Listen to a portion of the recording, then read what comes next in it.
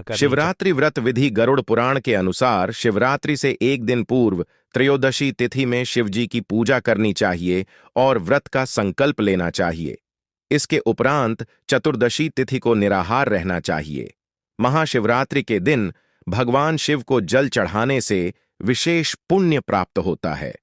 शिवरात्रि के दिन भगवान शिव की मूर्ति या शिवलिंग को पंचामृत से स्नान कराकर ऊं नमो नमः शिवाय मंत्र से पूजा करनी चाहिए। इसके बाद रात्रि के चारों प्रहर में शिवजी की पूजा करनी चाहिए और अगले दिन प्रातःकाल ब्राह्मणों को दान दक्षिणा देकर व्रत का पारण करना चाहिए। गरुड़ पुराण के अनुसार इस दिन भगवान शिव को बिल्व पत्र अर्पित करना चाहिए। भगवान शिव को बिल्व पत्र बेहद प्रिय हैं। शिव पुराण के अनुसार भगवान शिव को रुद्राक्ष, बिल्वपत्र, भांग, शिवलिंग और काशी अति प्रिय हैं। महाशिवरात्रि की कथा पूर्व काल में चित्रभानु नामक एक शिकारी था। जानवरों की हत्या करके वह अपने परिवार को पालता था। वह एक साहूकार का कर्जदार था, लेकिन उसका आर्ण समय पर न चुका सका। क्रोधित साहूकार ने शिकारी को शिवमठ में बंदी बना लिया। संयोग से उस दिन शिवरात्रि थी। शिकारी ध्यानमग्न होकर शिव संबंधी धार्मिक बातें सुनता रहा। चतुर्दशी को उसने शिवरात्रि व्रत की कथा भी सुनी। शाम होते ही साहूकार ने उसे अपने पास बुलाया और आरण चुकाने के विषय में बात की।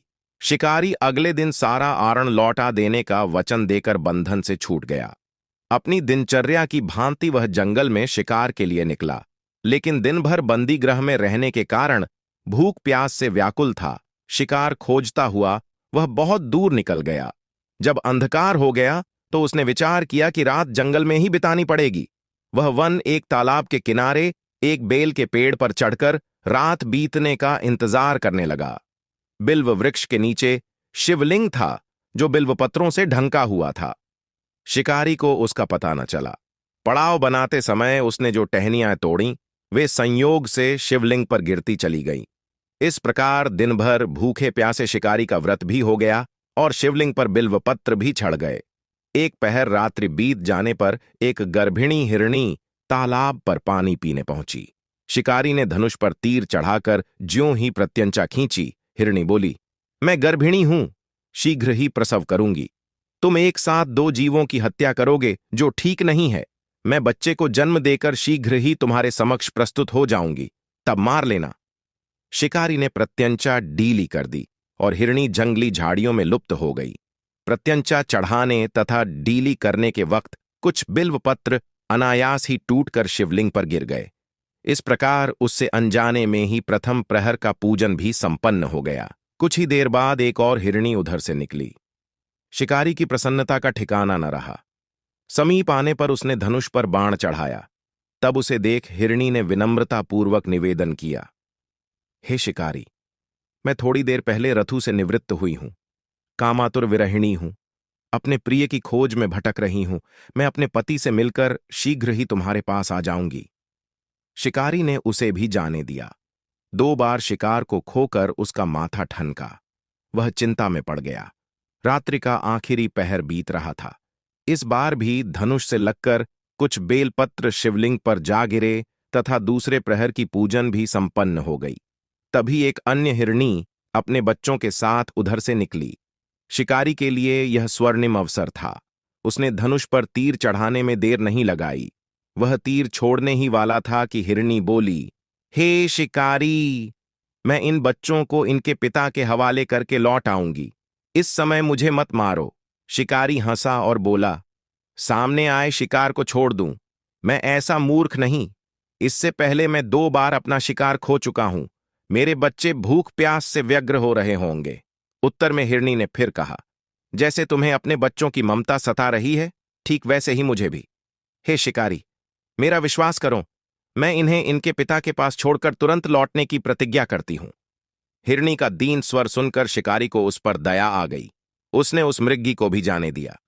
शिकार के अभाव में तथा भूख प्यास से व्याकुल शिकारी अनजाने में ही बेल वृक्ष पर बैठा बेलपत्र तोड़ तोड़कर नीचे फेंकता जा रहा था। पौ फटने को हुई तो एक हृष्टपुष्ट मृग उसी रास्ते पर आया। शिकारी ने सोच लिया कि इसका शिकार वह अवश्य करेगा। शिकारी की तनी प्रत्यंचा देखकर मृग विनीत स्वर में बोला, हे शिकारी, यदि तुमने मुझसे पूर्व आने वाली 3 मृगियों तथा छोटे छोटे बच्चों को मार डाला है तो मुझे भी मारने में विलंब न करो, ताकि मुझे उनके वियोग में एक क्षण भी दुहक न सहना पड़े। मैं उन हिरनियों का पति हूं। यदि तुमने उन्हें जीवन दान दिया है तो मुझे भी कुछ क्षण का जीवन देने की कृपा करो।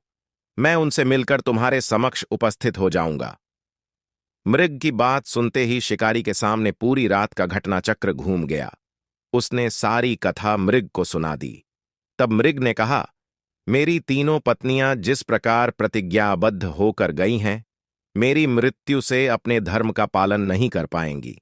अतः जैसे तुमने उन्हें विश्वास पात्र मानकर छोड़ा है, वैसे ही मुझे भी जाने दो। मैं उन सबके साथ तुम्हारे सामने शीघ्र ही उपस्थित होता हूं। शिकारी ने उसे भी जाने दिया। इस प्रकार प्रातः हो आई। उपवास, रात्रि जागरण तथा शिवलिंग पर बेलपत्र चढ़ने से अनजाने में ही पर शिवरात्रि की पूजा पूर्ण हो गई।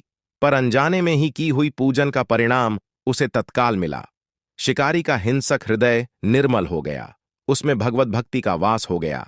थोड़ी ही देर बाद वह मृग सपरिवार शिकारी के समक्ष उपस्थित हो गया, ताकि वह उनका शिकार कर सके।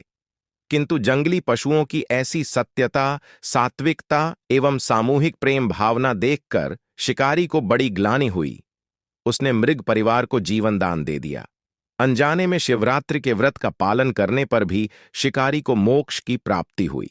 जब मृत्यु काल में यमदूत उसके जीव को ले जाने आए तो शिवगणों ने उन्हें वापस भेज दिया तथा शिकारी को शिवलोक ले गए। शिव जी की कृपा से ही अपने इस जन्म में राजा चित्रभानु अपने पिछले जन्म को याद रख पाए तथा महाशिवरात्रि के महत्व को जानकर उसका अगले जन्म में भी पालन कर पाए। शिवकथा का संदेश। शिकारी की कथानुसार महादेव तो अनजाने में किए गए व्रत का भी फल दे देते हैं, पर वास्तव में महादेव शिकारी की दया भाव से प्रसन्न हुए। अपने परिवार के कष्ट का ध्यान होते हुए भी शिकारी ने मृग परिवार को जाने दिया। यह करुणा ही वस्तुतः उस शिकारी को उन पंडित एवं पुजारियों से उत्कृष्ट बना देती है जो कि सिर्फ रात्रि जागरण, उपवास एवं दूध, दही एवं बेलपत्र आदि द्वारा शिव को प्रसन्न कर लेना चाहते हैं। इस कथा में सबसे महत्वपूर्ण बात यह है कि इस कथा में अनजाने में हुए पूजन पर विशेष बल दिया गया है। इसका अर्थ यह नहीं है कि शिव किसी भी प्रकार से किए गए पूजन को स्वीकार कर लेते हैं अथवा भोलेनाथ जाने या अनजाने में हुए पूजन में भेद नहीं कर सकते हैं। वास्तव में वह शिकारी शिव पूजन नहीं कर रहा था। इसका अर्थ यह भी हुआ कि वह किसी तरह के किसी फल की कामना भी नहीं कर रहा था। उसने मृग परिवार को समय एवं जीवन दान दिया, जो कि शिव पूजन के समान है। शिव का अर्थ ही कल्याण होता है। उन निरीह प्राणियों का कल्याण करने के कारण ही वह शिव तत्व को जान पाया तथा उसका शिव से साक्षात्कार हुआ। परोपकार करने के लिए महाशिवरात्रि का दिवस होना भी आवश्यक नहीं है। पुराण में 4 प्रकार के शिवरात्रि पूजन का वर्णन है। मासिक शिवरात्रि, प्रथम आदि शिवरात्रि तथा महाशिवरात्रि। पुराण वर्णित अंतिम शिवरात्रि है नित्य शिवरात्रि। वस्तुतः प्रत्येक रात्रि ही शिवरात्रि है, अगर हम उन परम कल्याणकारी आशुतोष भगवान में स्वयं को लीन कर दें तथा कल्याण मार्ग का अनुसरण करें। वही शिवरात्रि का सच्चा व्रत है।